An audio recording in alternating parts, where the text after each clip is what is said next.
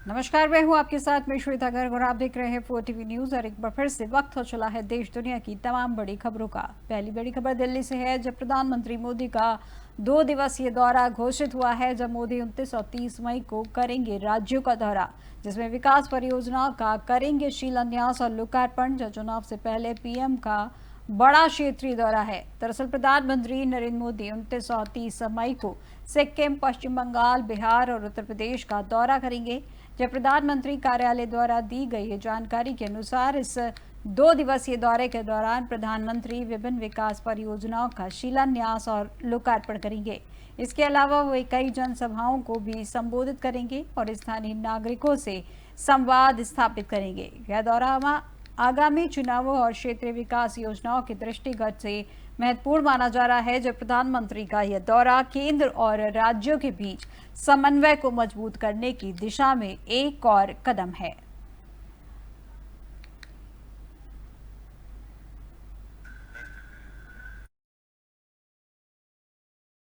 प्रधानमंत्री नरेंद्र मोदी से जुड़ी एक और खबर आपको बता दें। जब प्रधानमंत्री नरेंद्र मोदी का ट्वीट सामने आया है, जिसमें उन्होंने सावरकर की जयंती पर पीएम ने श्रद्धांजलि दी है और उनका त्याग और समर्पण विकसित भारत का पथ प्रदर्शक है। दरअसल विनायक दामोदर सावरकर की जयंती पर प्रधानमंत्री नरेंद्र मोदी ने श्रद्धांजलि देते हुए कहा कि भारत माता के सच्चे सपूत वीर सावरकर जी को उनकी जन्म जयंती पर आदरपूर्ण श्रद्धांजलि। वहीं विदेशी हुकूमत की कठोर से कठोर यातनाएं भी मातृभूमि के प्रति उनके समर्पण भाव को डिगा नहीं पाई। उनका त्याग और समर्पण विकसित भारत के निर्माण में भी पथ प्रदर्शक बना रहेगा।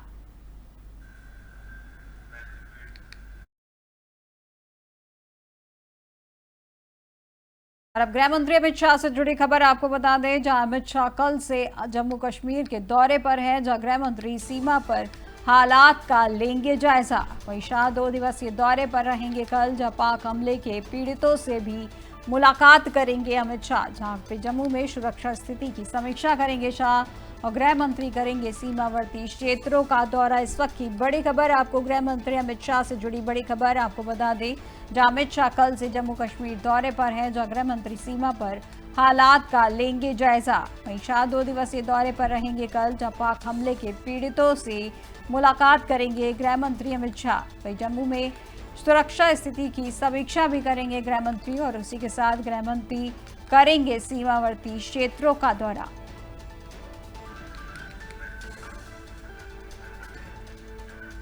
और अब अगली बड़ी खबर आपको बता दें, जो दिल्ली सरकार ने पेंशन बढ़ाने का किया है फैसला। जब बुजुर्गों और दिव्यांगों को मिलेगी बड़ी राहत, पेंशन के 500 रुपए की होगी बढ़ोतरी। जो दिल्ली में बुजुर्गों की अब बड़ी है पेंशन, इस वक्त की बड़ी खबर राजधानी दिल्ली से जुड़ी बड़ी खबर आपको बता दें, जो दिल्ली सरकार ने एक बड़ा फैसला लिया है।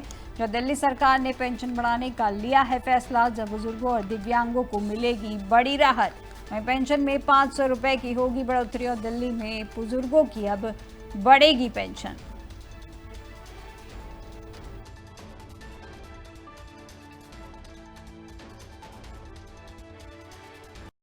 और अब दिल्ली से एक और बड़ी खबर आपको बता दें, जो दिल्ली के दक्षिणी रिज में पेड़ों की कटाई के मामले में सड़क चौड़ी करने को लेकर पेड़ों की कटाई का मामला है, जहां सुप्रीम कोर्ट ने अवमाननापूर्ण माना है अवैध रूप से पेड़ों की कटाई। वहीं आवश्यक सुधारात्मक उपायों के लिए विस्तृत निर्देश किए हैं जारी। दरअसल सुप्रीम कोर्ट ने माना कि दिल्ली के दक्षिणी रिज में सड़क चौड़ी करने के लिए डीडीए द्वारा अवैध रूप से पेड़ों की कटाई करना अवमाननापूर्ण था और डीडीए तथा दिल्ली सरकार द्वारा आवश्यक सुधारात्मक उपायों के लिए विस्तृत निर्देश जारी किए हैं। सुप्रीम कोर्ट ने कहा कि शीर्ष अदालत ने वन रोपण कार्य शुरू करने के लिए एक योजना तैयार करके 3 सदस्यीय समिति गठित की है, जहां डीडीए और दिल्ली सरकार को दिल्ली के हरित क्षेत्र को बढ़ाने के लिए समिति द्वारा दिए गए व्यापक उपायों को लागू करना होगा। जहां कोर्ट ने अदालत की पूर्व अनुमति के बिना पेड़ों की कटाई करने के लिए जिम्मेदार प्रत्येक डीडीए अधिकारी से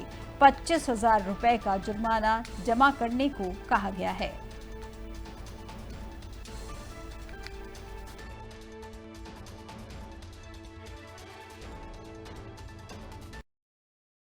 नागपुर से है, जहां महाराष्ट्र के मंत्री नीतीश राणे का एक बयान सामने आया है जिसमें उन्होंने कहा कि हम किसी भी बांग्लादेशी को अपनी धरती पर नहीं रहने देंगे। अगर वे हाथ उठाते हैं तो हम उनकी सजा सुनिश्चित करेंगे। दरअसल महाराष्ट्र के मंत्री नीतीश राणे ने कहा है कि कुछ दिन पहले एक घटना हुई थी जिसमें बांग्लादेशी लोग आए और हमारे स्थानीय मछुआरों पर हाथ उठाया है।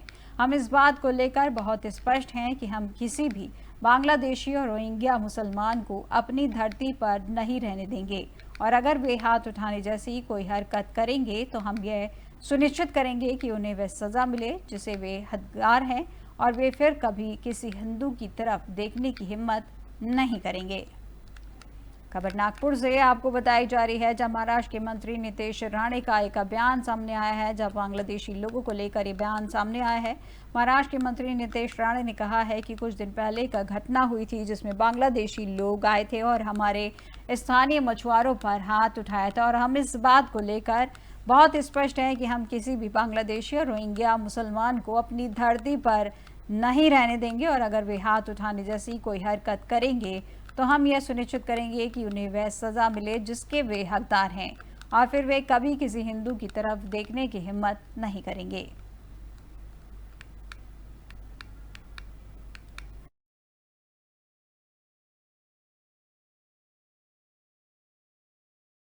अगली खबर भी दिल्ली से है, जहां केंद्रीय मंत्री धर्मेंद्र प्रधान ने मुलाकात की है। जो उन्होंने केंद्रीय मंत्री भूपेंद्र यादव के साथ मुलाकात की है जो आगामी विधानसभा चुनाव पर चर्चा के लिए महत्वपूर्ण मानी जा रही है। दरअसल दिल्ली में केंद्रीय मंत्री धर्मेंद्र प्रधान ने हाल ही में केंद्रीय मंत्री भूपेंद्र यादव से मुलाकात की। हालांकि इस मुलाकात के विषय और उद्देश्य के बारे में कोई आधिकारिक जानकारी उपलब्ध नहीं है, लेकिन दोनों नेताओं के बीच यह बैठक आगामी विधानसभा चुनावों और पार्टी रणनीतियों पर चर्चा के लिए महत्वपूर्ण मानी जा रही है। भूपेंद्र यादव को महाराष्ट्र और धर्मेंद्र प्रधान को हरियाणा का चुनाव प्रभारी नियुक्त किया गया है, जिससे यह मुलाकात चुनावी रणनीति और संगठनात्मक मुद्दों पर केंद्रित हो सकती है। है जो केंद्रीय मंत्री धर्मेंद्र प्रधान ने मुलाकात की है, जो उनको लेकर बताया जा रहा है कि उन्होंने केंद्रीय मंत्री भूपेंद्र यादव से मुलाकात की है। हालांकि इस मुलाकात के विषय और उद्देश्य के बारे में कोई आधिकारिक जानकारी उपलब्ध नहीं है, लेकिन दोनों नेताओं के बीच यह बैठक आगामी विधानसभा चुनावों और पार्टी रणनीतियों पर चर्चा के लिए महत्वपूर्ण मानी जा रही है। भूपेंद्र यादव को महाराष्ट्र और धर्मेंद्र प्रधान को हरियाणा का चुनाव प्रभारी नियुक्त किया गया है, जिससे मुलाकात चुनावी रणनीति और संगठनात्मक मुद्दों पर केंद्रित हो सकती है।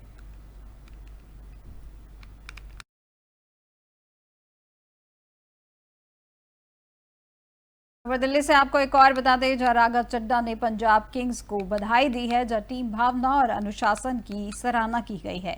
इसमें प्रीति श्रेयस पोंटिंग को मिला है धन्यवाद संदेश, जिसमें आगामी मैच के लिए टीम को शुभकामनाएं दी हैं। दरअसल आप सांसद राघव चड्ढा ने हाल ही में एक ट्वीट के माध्यम से पंजाब किंग्स टीम को इस सीजन में उनके शानदार प्रदर्शन के लिए बधाई दी है। उन्होंने टीम के अनुशासन, धैर्य और सामूहिक भावना की सराहना करते हुए कहा कि पंजाब को अपनी टीम पर गर्व है। वहीं चड्ढा ने खास तौर पर टीम की मालिक प्रीति जिंटा, कप्तान श्रेयस अय्यर और कोच रिंकी पोंटिंग की जुनून और उद्देश्य के साथ टीम का नेतृत्व करने के लिए धन्यवाद दिया। उन्होंने कहा कि टीम का समर्पण और खेल के प्रति गंभीरता दर्शकों को भी प्रेरित करती है। वहीं राघव चड्ढा ने आगामी महत्वपूर्ण मैच के लिए पूरी टीम को शुभकामनाएं दी हैं और विश्वास जताया कि टीम एकजुट होकर शानदार प्रदर्शन करेगी। उनका ये संदेश न सिर्फ खिलाड़ियों के हौसले को बढ़ाता है, बल्कि खेल के प्रति सकारात्मक भावना को भी दर्शाता है।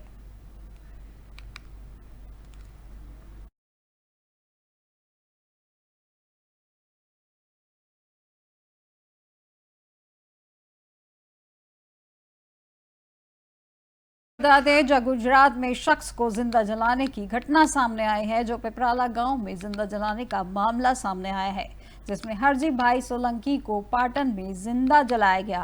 वही घटना में 2 आरोपी गिरफ्तार हुए हैं। इस वक्त की बड़ी खबर आपको बता दें, जहां पर पिपराला गांव में जिंदा जलाने का मामला सामने आया है, जब गुजरात के शख्स को जिंदा जलाने की घटना सामने आई है, जब पिपराला गांव में जिंदा जलाने का मामला सामने आया है, जहां हरजी भाई सोलंकी को पाटन में जिंदा जलाया गया है। वहीं घटना में 2 आरोपियों को गिरफ्तार किया गया है।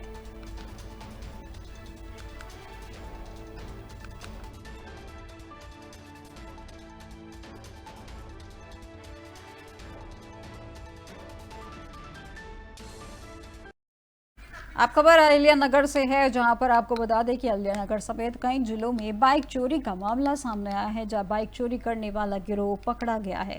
वहीं 2 आरोपी गिरफ्तार किए गए हैं, जिनमें से 8 बाइक बरामद की गई है।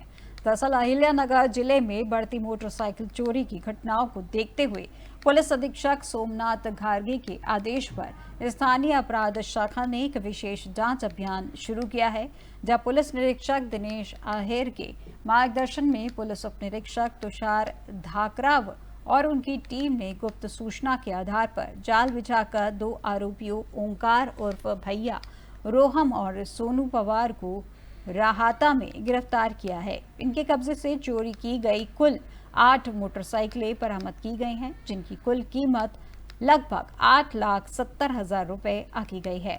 वहीं इस गिरोह द्वारा अहिल्या नगर, नासिक, पुणे और छत्रपति संभाजी नगर जिले में चोरी की घटनाओं को अंजाम दिया गया था, जहां जब्त की गई गाड़ियों में royal Enfield, Pulsar, unicorn, HF deluxe और प्लेटना जैसी नामी कंपनियों की मोटरसाइकिल शामिल हैं। और इस अपराध की आगे की जांच राहाता पुलिस स्टेशन द्वारा की जा रही है और अन्य चोरी की गई गाड़ियों की तलाश भी जारी है। यह कार्रवाई पुलिस अधीक्षक, अपर पुलिस अधीक्षक तथा शिरडी उप विभागीय पुलिस अधिकारी के मार्गदर्शन में स्थानीय अपराध शाखा की टीम ने सफलतापूर्वक अंजाम दिया है।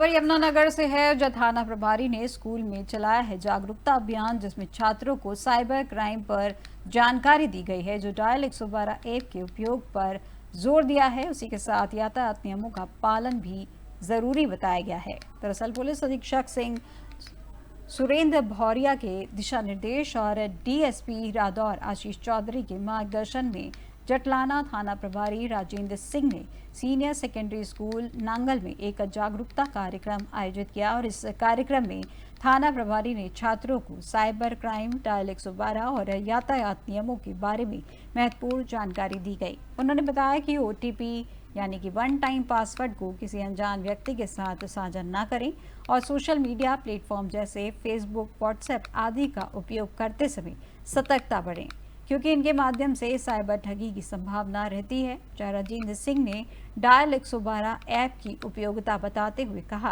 कि यह ऐप मुसीबत के समय तत्काल मदद पहुंचाने के लिए है, लेकिन इसका गलत इस्तेमाल नहीं करना चाहिए। उन्होंने यातायात नियमों पर बल देते हुए ये भी कहा कि बाइक चलाते समय हेलमेट पहने और ट्रिपलिंग ना करें और 18 वर्ष से कम उम्र के बच्चों को वाहन ना चलाने दें। इस अवसर पर स्कूल के प्रधानाचार्य योगेश भारद्वाज, स्टाफ सदस्य प्रमोद अरोड़ा, सुनील शर्मा, महेश कुमार, जसवीर सिंह, योगेंद्र शर्मा सहित अनेक अध्यापक व छात्र उपस्थित रहे। प्रधानाचार्य ने पुलिस विभाग का आभार जताया है। एक जानकारी के बारे में ऐसा है, हरियाणा सरकार व पुलिस महानिदेशक के द्वारा एक अभियान चलाया हुआ है कि बच्चों में नशा से बचाव करने के लिए डायल 112 के बारे में, बच्चियों के लिए सुरक्षा के नियम क्या है और हमें यातायात नियमों की पालना क्या करनी है, कैसे करनी है, इन सभी के लिए बच्चों को जागरूक करने के लिए गांव-गांव में जाकर के जो स्कूल हैं उनके अंदर जागरूकता अभियान चला हुआ है। आज गांव नागल के अंदर बच्चों को इसी बारे में ज्ञान दिया गया है कि 112 इसलिए चलाई हुई है। हरियाणा सरकार की बहुत ही अच्छी पहल है, जिसके बहुत ही अच्छे परिणाम आ रहे हैं। बच्चियों को सुरक्षा के मामले से ताकि वो ये ना समझे कि हमें कोई सुरक्षा मिलेगी या ना मिलेगी। उनको इसके बारे में 112 ऐप के बारे में ज़्यादा से ज़्यादा जानकारी दी गई है ताकि वो इसका इस्तेमाल करें और इसके ज़्यादा जानकारी के बारे में ऐसा है, हरियाणा सरकार व पुलिस। आप खबर केरल से है, जो 24 मई को कोच्चि के पास डूमा MSC एल्सा 3 कोलम तट पर बहकर आया है, जहां MSC एल्सा 3 कंटेनर को सुबह से खींचने की कोशिश की जा रही है। दरअसल लाइबेरिया के झंडे वाला कंटेनर जहाज MSC एल्सा 3 जो 24 मई को कोच्चि के पास डूब गया था, कोलम तट पर बहकर आया है, जिसे हटाया जा रहा है। वहीं water line shipping and logistic के प्रबंध निदेशक मनोज भी कहते हैं कि सुबह से ही हम सभी कंटेनरों को खींचने की कोशिश कर रहे हैं, लेकिन खराब मौसम के कारण हम ये काम नहीं कर सके। अब हम इसे क्रेन के जरिए उठा रहे हैं।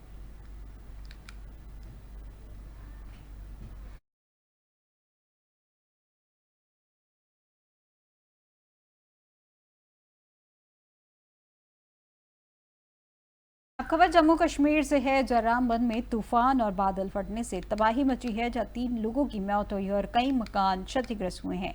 जहां भूस्खलन से राष्ट्रीय राजमार्ग पर यातायात बाधित हुआ है, जहां सेना और प्रशासन जुटे हैं राहत कार्य में। दरअसल जम्मू कश्मीर के रामबन जिले में हाल ही में आए भयंकर तूफान और बादल फटने की घटना ने भारी तबाही मचाई है और इस प्राकृतिक आपदा के कारण क्षेत्र में तेज बारिश, ओलावृष्टि और भूस्खलन हुआ है, जिससे जनजीवन अस्त-व्यस्त हो गया है। वहीं कई पेड़ उखड़ जाने से सड़कों पर यातायात पूरी तरीके से बाधित हो गया है और बिजली आपूर्ति भी ठप हो गई है। वहीं भूस्खलन के कारण राष्ट्रीय राजमार्ग पर आवाजाही प्रभावित हुई है, जिससे लोगों को भारी कठिनाइयों का सामना करना पड़ रहा है।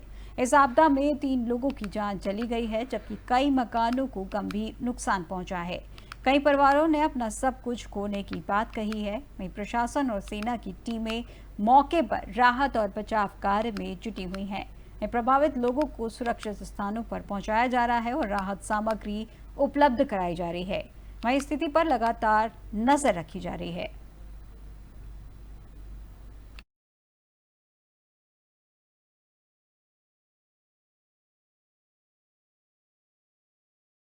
अब खबर दिल्ली से है, जहां CM रेखा गुप्ता ने पार्क विकास का वादा किया है, जहां पार्क की खराब हालत पर उन्होंने सुधार शुरू किया था। दरअसल जनता के आशीर्वाद से बनी दिल्ली की मुख्यमंत्री ने ये वादा किया है।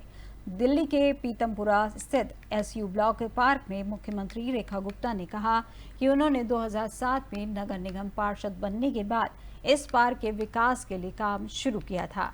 उन्होंने बताया कि पिछले साल 26 जनवरी के कार्यक्रम में जब वे पार्क में आई तो उसकी हालत बहुत खराब थी। तब उन्होंने लोगों से वादा किया था कि चाहे उन्हें कोई पद मिले या ना मिले, वे इस पार्क का विकास अवश्य करवाएंगी। मुख्यमंत्री ने कहा कि लोगों के आशीर्वाद से वे सिर्फ विधायक नहीं बल्कि पूरे दिल्ली की मुख्यमंत्री बनी हैं। उन्होंने बताया कि पीतमपुरा में वर्तमान में करीब 25 करोड़ रुपए के विकास कार्य जारी है, जहां मुख्यमंत्री रेखा गुप्ता ने यह भी कहा कि यह विकास कार्य केवल शुरुआत है और भविष्य में और भी बेहतर सुविधाएं उपलब्ध कराई जाएंगी। उन्होंने जनता से सहयोग और आशीर्वाद की अपील की है।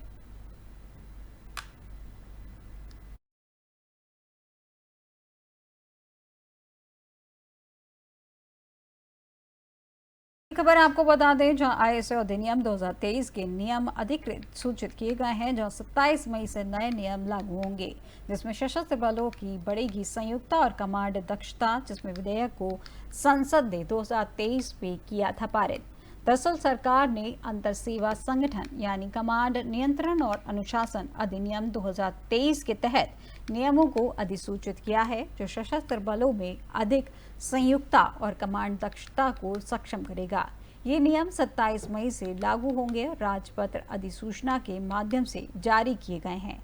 इस अधिनियम का उद्देश्य अंतर सेवा संगठनों यानी ISO के प्रभावी कमांड नियंत्रण और कुशल कामकाज को बढ़ावा देना है, जिससे सशस्त्र बलों के बीच बेहतर समन्वय स्थापित होगा और यह विधेयक 2023 के मानसून सत्र के दौरान संसद के दोनों सदनों द्वारा पारित किया गया है।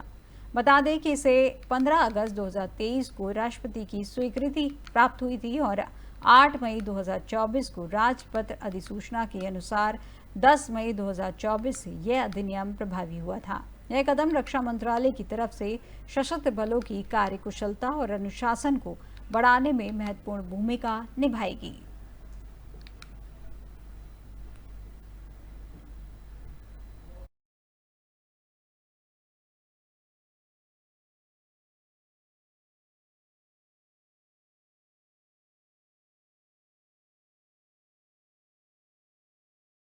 दुश्मन का दुश्मन दोस्त होता है, ये कहावत आज भारत अफगानिस्तान के बदलते रिश्तों पर सटीक बैठती है। दरअसल भारत द्वारा शुरू किए गए ऑपरेशन सिंदूर के बाद यह उम्मीद थी कि वैश्विक समुदाय आतंकवाद के खिलाफ भारत का साथ देगा, लेकिन वास्तविकता इससे अलग निकली। कई देशों ने अपने स्वार्थों के चलते आतंकवाद को ही अप्रत्यक्ष समर्थन देना शुरू कर दिया और इस अनुभव के बाद भारत ने अपनी नीति में बदलाव किया और पहली बार भारत के विदेश मंत्री डॉक्टर एस जयशंकर ने अफगानिस्तान की कार्यवाहक विदेश मंत्री मावलवी आमिर खान मुताकी से बातचीत की और इस बातचीत में मुताकी ने भारत की आतंकवाद विरोधी कार्रवाई का समर्थन किया। खास बात यह रही कि पाकिस्तान से नाराज चल रहे अफगानिस्तान ने भारत की रणनीति को आधार बनाकर खुद पाकिस्तान पर कार्रवाई शुरू कर दी है।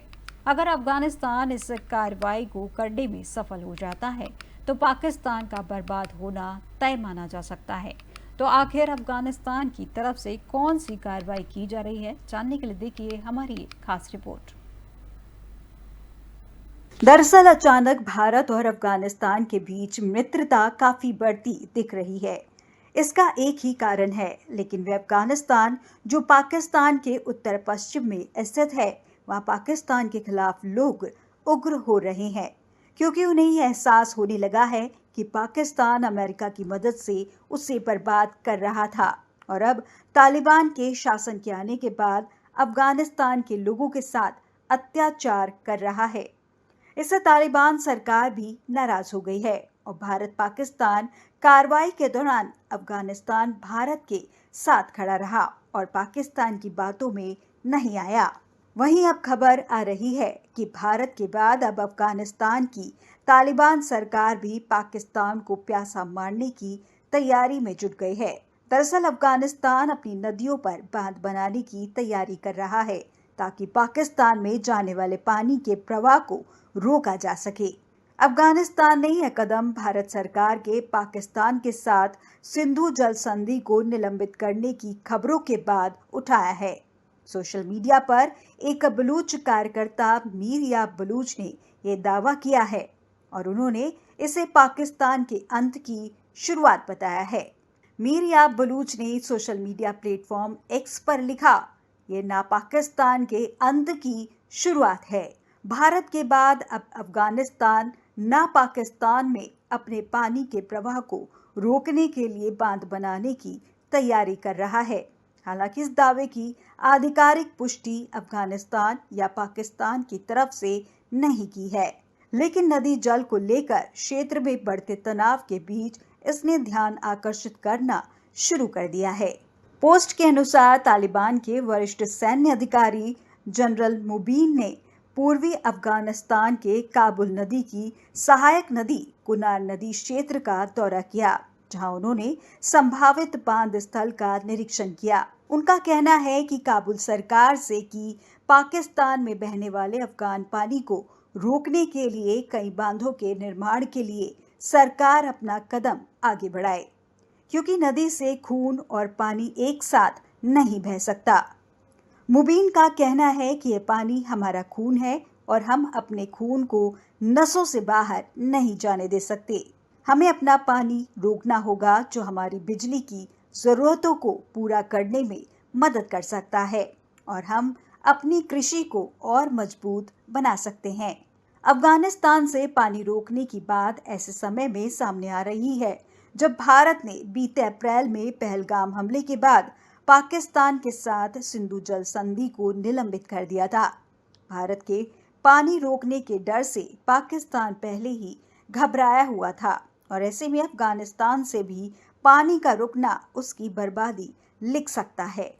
यहाँ ध्यान देने वाली बात यह है कि भारत और पाकिस्तान के बीच 1960 से ही सिंधु जल संधि के रूप में औपचारिक समझौता मौजूद है, लेकिन काबुल और इस्लामाबाद के बीच ऐसा कोई समझौता नहीं है। इसलिए अफगानिस्तान किसी के दबाव में आए बिना पानी को आसानी से रोक सकता है, जो पाकिस्तान के प्यास, भूख, महंगाई का कारण बन सकता है। दरअसल अचानक भारत और अफगानिस्तान के बीच मित्रता काफी बढ़ती दिख रही है।